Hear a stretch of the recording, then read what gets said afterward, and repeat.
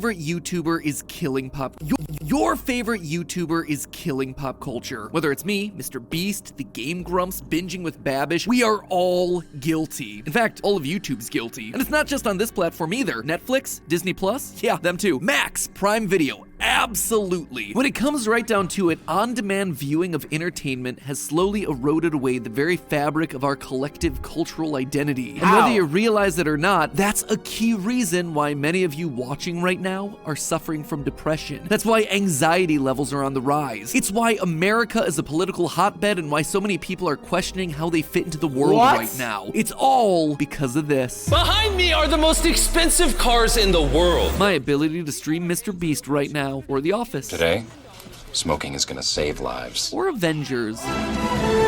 Or Bewitched. Ketchup with my oatmeal. Or Friends. Or Breaking Bad. Or Game of Thrones. Or Game Theory. Or Film Theory. Explain how, buddy. Hello, Internet! Welcome to Film Theory, where we're part of the problem. So, have you guys seen Mr. Beast's latest video? At this point, that's kind of a legitimate question, because despite being the #1 channel and all of his videos raking in hundreds of millions of views, there's a non-zero chance that, no, you haven't seen it. How about Ryan Trahan, Eric, Mr. Who's the Boss? These guys are consistently some of the most watched creators on the platform right now, drawing in millions of views with each upload. Are they showing up on your homepage? For a big chunk of you, I guess the answer is no. And I know this because I do actively watch their stuff, and they're not showing up for me. For some reason, their videos just aren't ones that YouTube's algorithms are recommending to me. Bet you've noticed this, right? YouTube is different this year. Recommendations feel different. Older videos are cropping up, there's more shorts everywhere, smaller creators are getting more visibility, and the things that you're being recommended are more tied to what you've searched for or watched recently. I mean, I watched the Hot Ones interview with musician Dave Grohl, and YouTube thinks I'm obsessed with drumming. I'm getting recommended drummer covers and drummer reviews and drummer lore. Did you even know that there was drummer lore? Because let me tell you, there is. Basically what's going on here is that this year has seen some massive changes on the platform, which merits a whole separate conversation unto itself. But the long and short of it is that my YouTube doesn't look like your YouTube anymore. You know what really proved this one to me? Skibbity Toilet. Seriously. True story, I was recently talking to a big room of Google's higher-ups, and I asked them if they'd ever seen a Skibbity Toilet video. You know, that insanely popular series of viral shorts that's gotten over 35 million subscribers and 12 billion views on their platform in the last 5 months alone. Not a single person in the room had ever heard of it. Regardless of whether you think Skibbity is pure gold or should be flushed down the toilet it came from, that right there, that is telling. And it's not just here on YouTube either. TikTok is really the one that started this whole trend. That's why you always hear people asking, hey, what's on your TikTok? Because in a world where algorithms are selecting what content you see, what kind of boomer shit? Am I a boomer? Nigga just say, you're for you. Or something. I never had nobody ask me, what's on your TikTok? Yeah, that's funny. There's no guarantee that when I play this, That's suspicious. you know what I'm referring to. The good of this is that you're likely getting served content that's precisely targeted at your unique viewing habits. The bad is that fewer people are now watching the same things. And believe it or not, but watching the same things is a critical part of human survival. In short, if you've been feeling lonely or anxious or depressed or potentially all three, it's because the world has become increasingly fragmented. And on-demand streaming entertainment is a perfect representative of why you're feeling that way. So let's talk about that and also some ways that we can solve it. First, let's just get a sense of the scale that we're talking about here. Think of the biggest shows on television over the last decade. Two that stick out to me are Breaking Bad and Game of Thrones.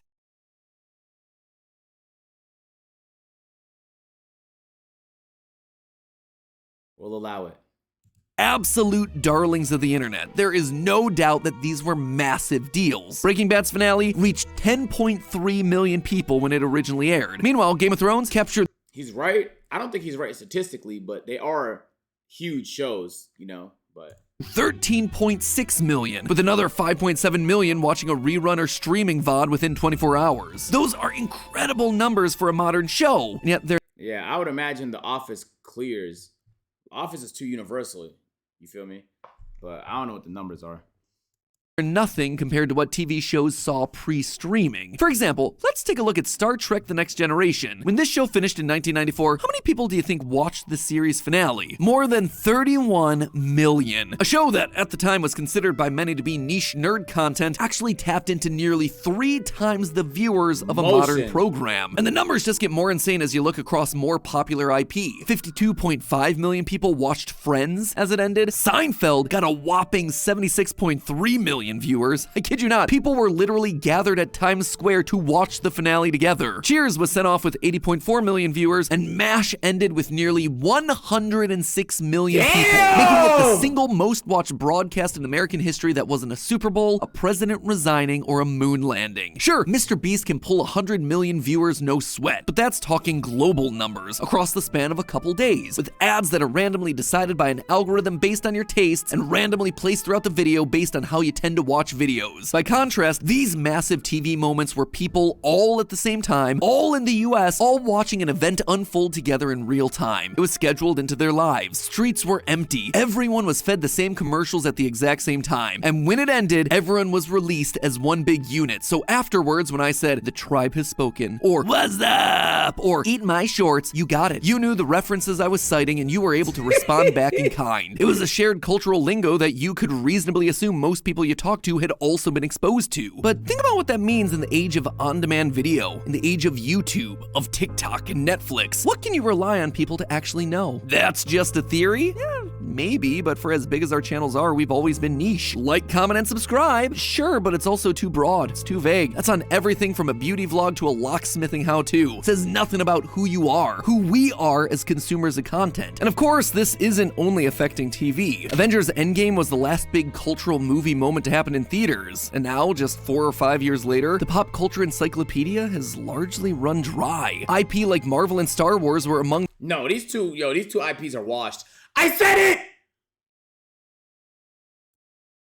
Their best days are behind them. And it's Disney's fault. Don't mean they can't make good movies, my nigga, but it's not gonna be their best movies, bro.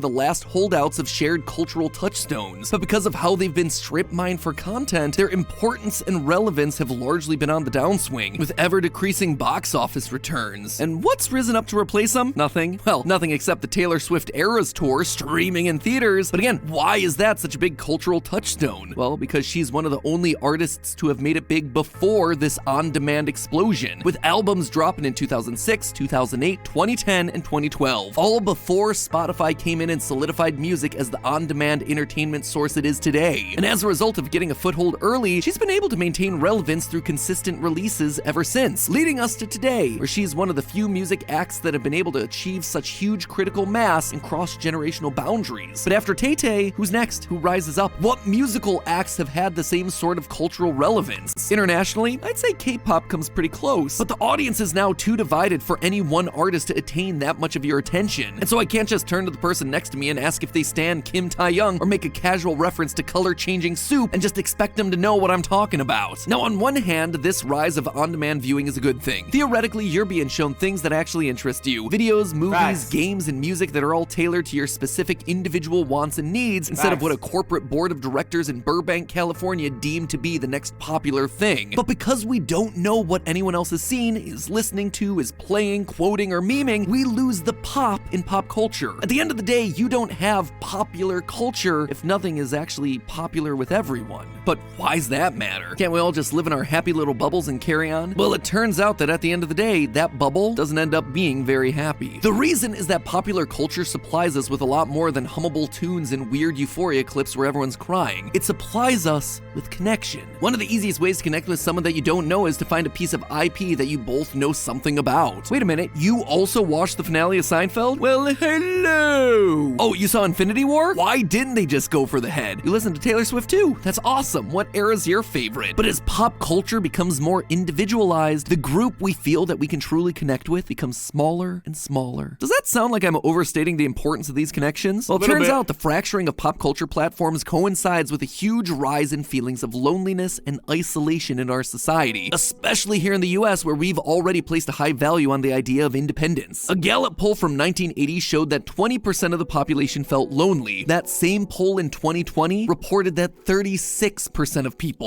more than 1 in 3, was grappling with some form of serious y'all loneliness. niggas feel So that was lonely? 2020, right? That was the pandemic. You'd think that coming back from the pandemic would have improved the situation. But polls in 2023, 2 years after lockdowns have ended in most places, they show that loneliness continues to climb, with some studies reporting 60% of respondents feeling isolated, lonely, or struggling to make personal connections. And these And if you said yes, what do you feel like would solve it for you? If you say yes, what do you feel like would solve it for you? Like, what has to change in your life for that to be solved? Some bitches. Okay. A Hellcat.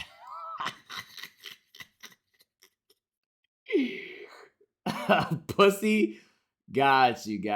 Bitches and money. Good friends. We finally got a fucking sensible answer in here. Weight and hoes. Your happiness.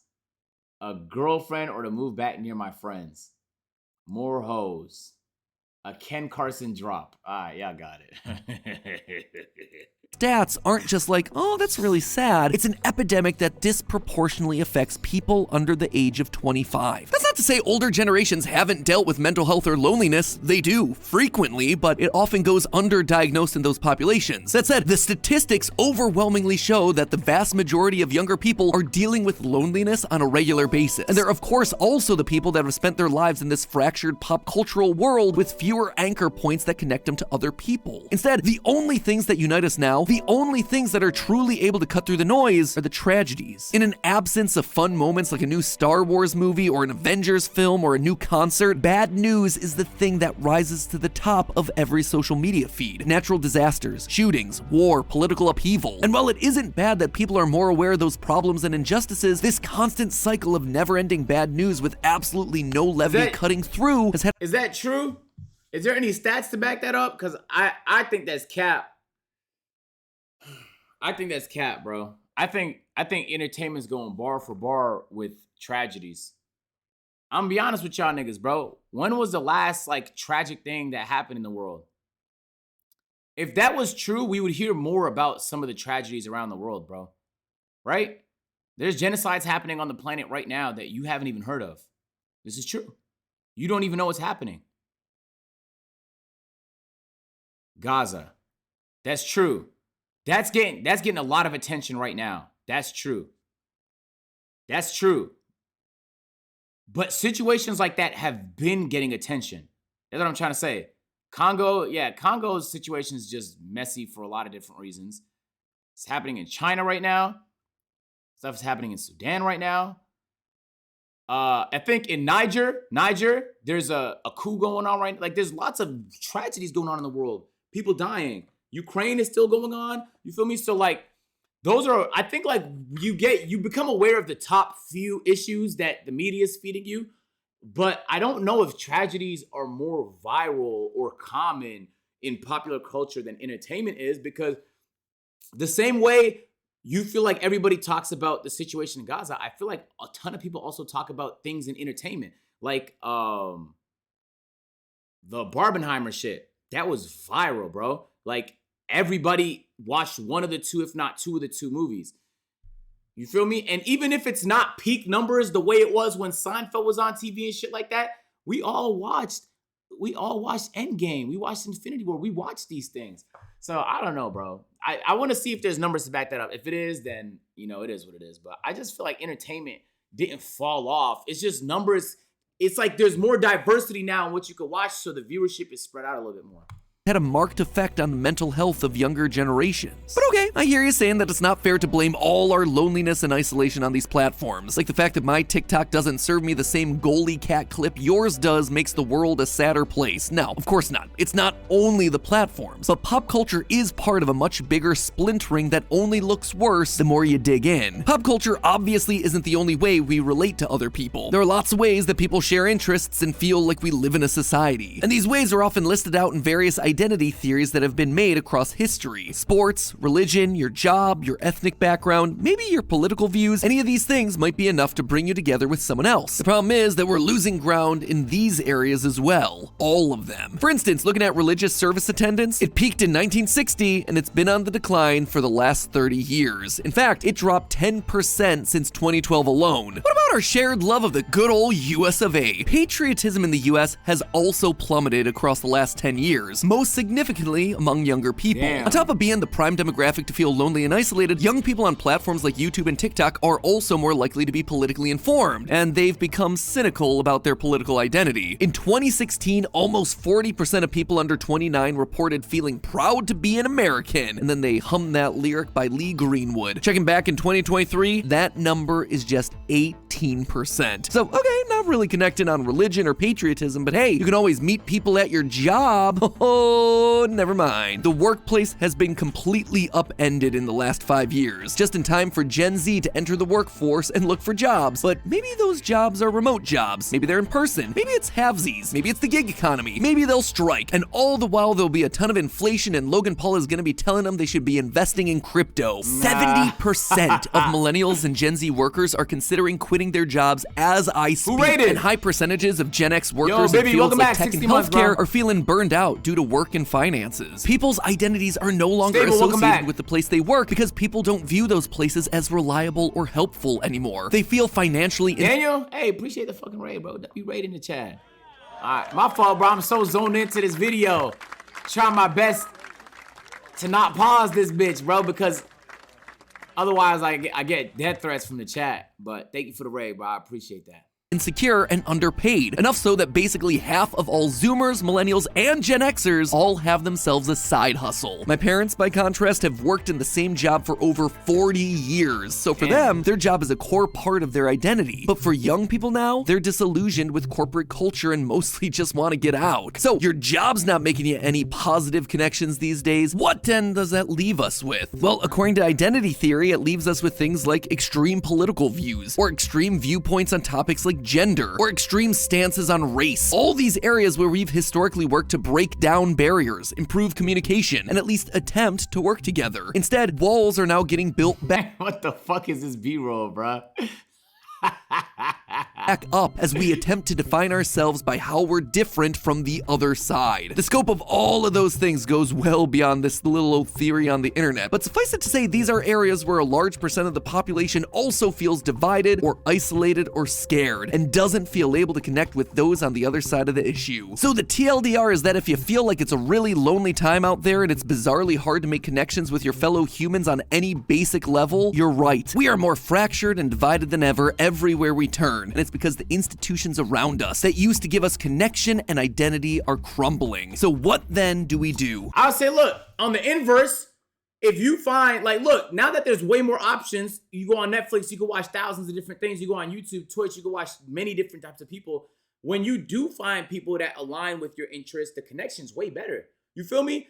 We didn't watch Seinfeld because it was the only thing on at 8 p.m. We both actually gave a fuck about this anime, so we both watched this shit, so it's actually a real connection. It's not just some Mickey shit. So I feel like you guys really share interests, and that should be the foundation of a friendship at the end of the day anyway. It might just be harder to find, but yeah, bro, like, you have some things you relate on. Like, me and most of my friends, we talk about basketball and stuff like that, like things going on in the NBA sometimes, you know what I'm saying? Like, so we have some similarities and shit like that, not just because we're being fed it, but because those are things we're genuinely interested in.